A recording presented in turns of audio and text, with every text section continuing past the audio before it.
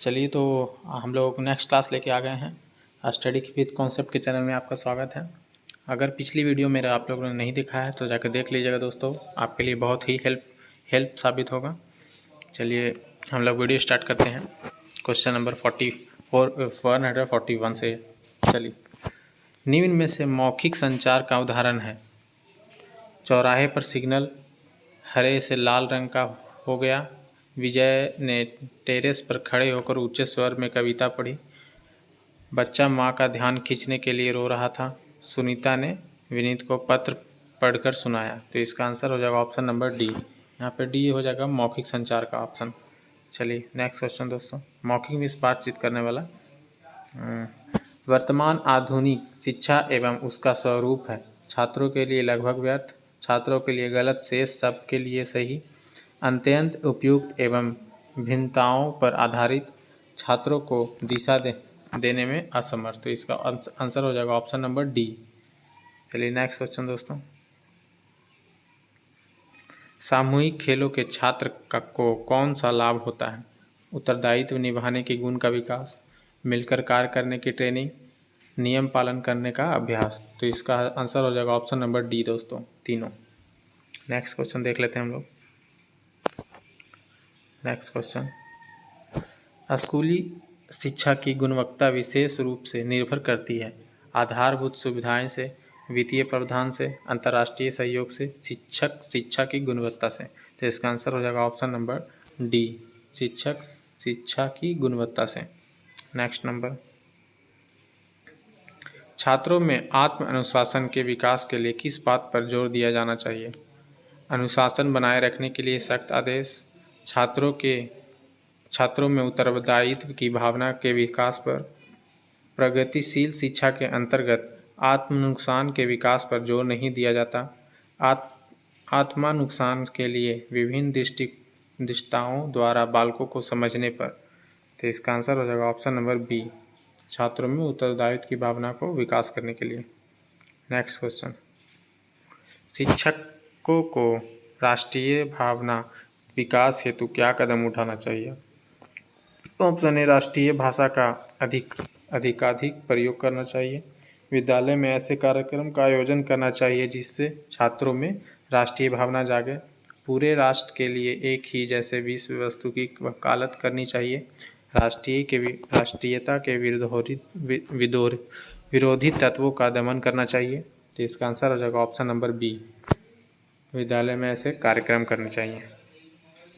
Next question, आनुवांशिक गुणों का स्थानांतरण होता है सिर्फ माता से, सिर्फ पिता से, दोनों से, माता पिता एवं उनके पूर्वजों से। इसका आंसर हो जाएगा ऑप्शन नंबर सी, दोनों से, सिर्फ माता और पिता से। नेक्स्ट नंबर, मानव व्यक्तित्व परिणाम है केवल आनुवांशिक का, केवल वातावरण का, पालन पोषण का, आनुवांशिक और वातावरण की अंतक्रिया द्वारा। तो इसका आंसर हो जाएगा ऑप्शन नंबर डी, आनुवांशिक और वातावरण की अंतक्रिया द्वारा। नेक्स्ट क्वेश्चन, प्राथमिक स्तर तक बच्चों को शिक्षा में महिलाओं द्वारा ही दी जानी चाहिए क्योंकि महिलाओं को घर में बाल मनोविज्ञान का अपेक्षाकृत अधिक एवं प्रत्यक्ष अनुभव होता है। महिलाएं बच्चों को कड़ा दंड नहीं देती हैं, शिशुओं को महिलाओं से डर नहीं लगता है, महिलाओं में बच्चे अपनी अपनी माताओं का लक्ष्य पाते हैं। तो इसका आंसर हो जाएगा ऑप्शन नंबर ए, उन्हें अच्छा नॉलेज होता है बच्चों के बारे में। यदि आपके अंदर ऐसी कोई बुरी आदत है जिसका छात्रों द्वारा अनुकरण करना आप अच्छा नहीं समझते तो आप क्या करेंगे? आप छात्रों को बताते रहेंगे कि यह बहुत बुरी आदत है। कम से कम छात्रों के समक्ष आप उस आदत को नहीं आने देंगे। आप उस आदत को तुरंत छोड़ देंगे। आप इस पर कोई ध्यान नहीं देंगे। तो इसका आंसर हो जाएगा ऑप्शन नंबर बी, कम से कम छात्रों को समझ आने देंगे उस आदत को। नेक्स्ट क्वेश्चन, अध्यापक को होना चाहिए। अध्यापक आरंभ करने से पूर्व पाठ का परिचय करना चाहिए, अपनी भाषा में दक्ष होना चाहिए, अपने विषय में निपुण होना चाहिए, उपयुक्त सभी। तो इसका आंसर हो जाएगा ऑप्शन नंबर डी, उपयुक्त सभी। नेक्स्ट क्वेश्चन, यदि प्रधानाचार्य आपको कुछ अतिरिक्त जिम्मेदारी दें तो आप उसे सहज रूप से स्वीकार कर लेंगे, उसे शिष्टापूर्वक लेने से मना कर देंगे, उसे लेकर बाद में निर्वहन से कतराएंगे, उसे तभी लेंगे जब अन्य अध्यापकों को भी अतिरिक्त कार्य दिया गया है। तो इसका ऑप्शन नंबर ए हो जाएगा आंसर दोस्तों, उसे सहज रूप से स्वीकार कर लेंगे। नेक्स्ट क्वेश्चन, किसी पाठ को पढ़ने में शिक्षक को सबसे अधिक प्रश्न किस चरण में पूछना चाहिए?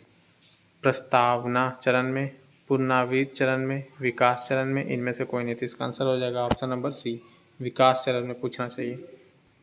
नेक्स्ट नंबर, छात्रों को निर्णय लेने की स्वतंत्रता कहाँ तक होनी चाहिए? जहाँ तक उसका निर्णय स्कूल में नियमों एवं सिद्धांतों से न टकराए, पिकनिक आदि का निर्णय लेने तक, कक्षा के सामान्य झगड़ों को निपटाने में, ये सभी। तो इसका आंसर हो जाएगा ऑप्शन नंबर ए, जहाँ तक उसका निर्णय स्कूल के नियमों को सिद्धांतों को न टकराए, मतलब किसी रूल रेगुलेशन को उल्लंघन ना करे।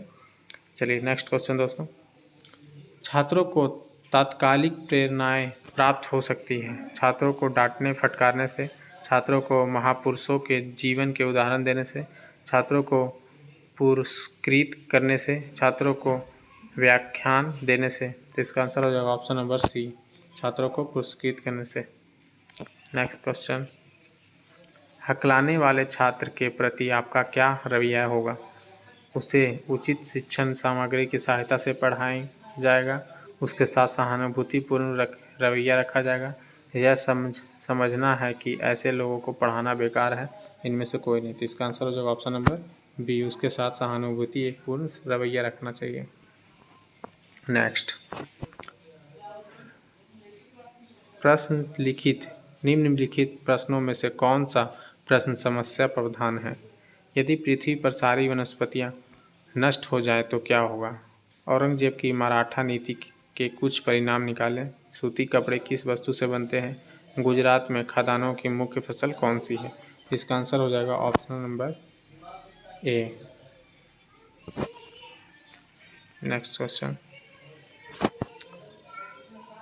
निदर्शनों का प्रयोग इसलिए किया जाता है ताकि छात्र अमूर्त विचार को भली भांति समझ लें, छात्रों का ध्यान अन्यत्र न जाए, पाठ्य विषय में छात्रों की रुचि बनी रहे, ये सभी। तो इसका आंसर हो जाएगा ऑप्शन नंबर डी, ये सभी। नेक्स्ट क्वेश्चन, निम्नलिखित में से किस अवस्था में बच्चे अपने संवयस्क समूह से सक्रिय सदस्य हो जाते हैं? किशोरावस्था, प्रौढ़ावस्था, पूर्व बाल्यावस्था। तो इसका आंसर हो जाएगा ऑप्शन नंबर ए, किशोरावस्था। लास्ट क्वेश्चन है दोस्तों, चलिए, किशोर ब्लैंक्स का अनुभव कर सकते हैं। बचपन में किए गए अपराधों के प्रति डर का, आत्मसिद्धि में भाव का, जीवन के बारे में परिचित का, दुश्चिंता और स्वयं से सरोकार। तो इसका आंसर हो जाएगा ऑप्शन नंबर डी। तो यही लास्ट क्वेश्चन है दोस्तों। अगर वीडियो अच्छा लगे तो लाइक और सब्सक्राइब कर दीजिएगा दोस्तों। चलिए इसी के साथ मैं वीडियो को एंड करता हूँ। धन्यवाद।